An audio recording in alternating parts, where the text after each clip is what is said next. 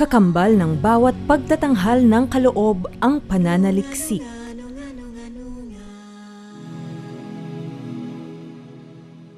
Sa likod ng bawat malikhaing tunog at galaw ay mahabang panahong iginugol sa pag-aaral ng katutubong kultura, mula sa pagkalap ng mga tradisyong nakakubli sa kabundukan, hanggang maisulat tungo sa pagkatha ng diwa ng palabas,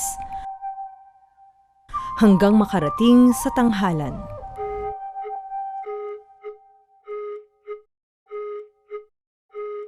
Nagsimula ang Kaloob Philippine Music and Dance Ministry noong 1994 sa pangunguna ni Pastor Ed Lapiz.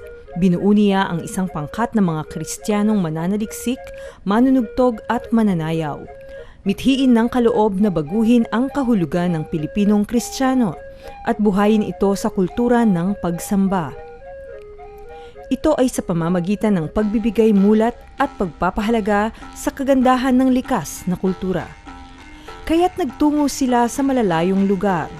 Dooy nag-aral sa mga katutubo ng kanilang pinakaiingatang karunungan, sining, tradisyon, at paniniwala. Hindi madali ang magsaliksik, ngunit kinakailangan. Lalo pat hangarin ng kaloob na maitanghal ng matapat ang larawan ng katutubong kalooban. Kalooban na nasasalamin sa matatandang musika at sayaw. Dahil dito, sinikap na maintindihan ang kaluluwa ng bawat galaw, ang tamang ritmo ng paghampas sa gong o tambol, at ang lahat ng kontekstong nakapaloob sa bawat ritual.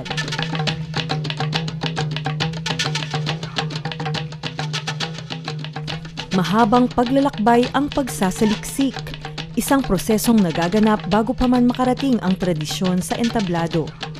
Kaakibat nito ang pagbabasa ng maraming akda, pagdayo sa malalayong lugar upang kilalanin ang mga katutubo, pagre-record at pagsusulat ng mga nakalap na karunungan, pagsusuri, pagsasalin, pag-aaral, pagtuturo, at paglalapat sa teatro.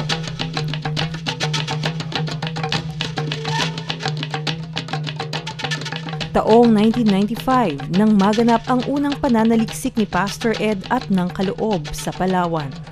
Dito nakilala nila ang mga tagbanwa mula sa Brooks Point. Sa paglalakbay na ito na i-record ang isang katutubong pagdiriwang ng pasasalamat, ang pagdiwata. Makasaysayang misyon ang naganap. Dito natuklasan ng Kaloob na di biro ang pagsasaliksik. Isa rin itong pakikibakang espiritual na mapagtatagumpayan lamang kung matatag ang pananampalataya ng mananaliksik. Makaraan ang isang taon, nagtungo naman ang Kaloob sa Timog Cotabato upang pag-aralan ang pamumuhay ng mga Tiboli. Doon, hindi lamang mga sayaw at tugtog ang natutunan. Nai-record din ang isang mahalagang national intangible treasure, ang epikong Tudbulul, mahigit 30 oras na ang awit na naglalaman ng mahahalagang kaalamang bayan. Nasundan ito ng marami pang paglalakbay. Nakisalamuha at nakipagkaibigan ang Kaloob sa mga katutubo sa iba't ibang dako ng Pilipinas. Ang Mindanao ang isa sa may pinakamayamang bukal ng katutubong kultura sa Pilipinas. Tigib ng mga matatandang tradisyon mula sa mahigit 50 pangkat na lumad at Muslim na naninirahan dito. Noong 2004, mahigit 30 sa mga ito ang nakilala ng Kaloob sa isang malaking misyong naganap sa Davao. Ibinahagi ng mga katutubo ang mga kaalamang itinuturing nilang sagrado at karaniway inililihim sa mga tagalabas.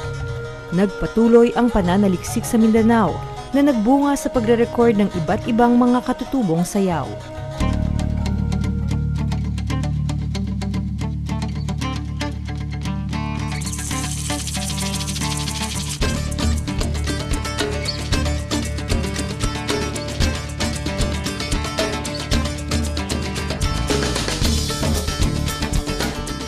Ito ang nasa likod ng bawat pagtatanghal. Isang mahaba, masusi, at maingat na proseso ng pagkilala sa diwa ng katutubong kultura. Ito ang ambag ng kaloob sa bayan. Ang ingatan at pangalagaan ang mga pamanang bayang laan ng Diyos sa sangkapilipinuhan. Kalakip ng bawat saliw at galaw ay ang panalangin maibsan ang hirap ng pakikibaka ng bayan at matulungang maghilom ang mga sugat tungo sa kanyang pambansang kasarinlan. Dito matatagpuan ang tunay na diwa ng gawaing kaloob, na sa kanyang pagbabalik-tanaw sa katutubong musika at sayaw ay maitanghal ito sa harap ng sambayanang Pilipino, sa buong mundo at sa dambana ng dakilang lumikha.